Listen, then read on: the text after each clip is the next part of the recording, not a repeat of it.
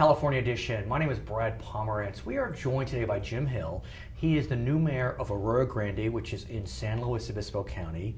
And you pulled something off that very few people do. You became mayor, you were elected mayor as a write-in candidate. Sir, how did you do it?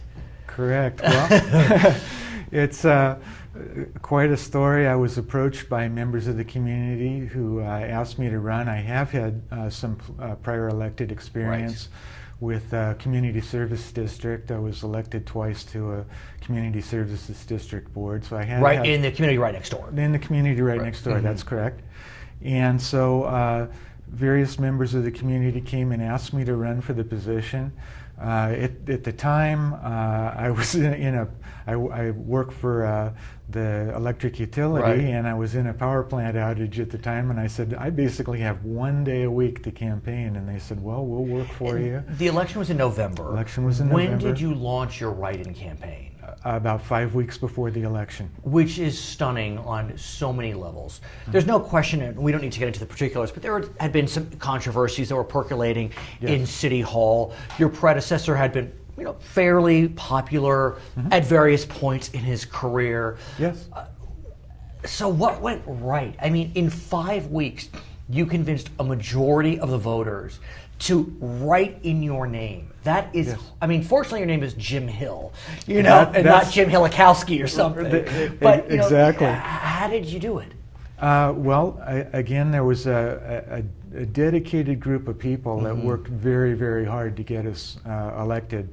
And they made all handmade signs. It was, I said we would be right in all the way. So they made very simple signs. Right in, Write in, Jim Hill, AG Mayor. That was the full message. So we had a very short, concise message.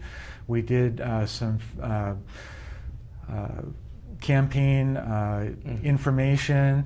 There was also a thing that was going on at the time that my predecessor supported a move toward a charter city, and that was it would have done away with the requirement for a balanced budget, and many people in the community were very concerned about that. So we marshaled support against that as well. So that was going on at the same time. Honestly, did you expect to pull this off? I mean, 5 weeks before the election, you launched this campaign, and in 5 weeks you knocked out a pretty well-known, at prior times, very popular mayor. Yes, correct.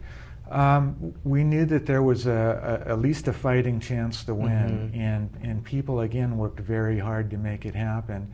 We had a lot of support in the business community, and support from the police department. In the end, was it close?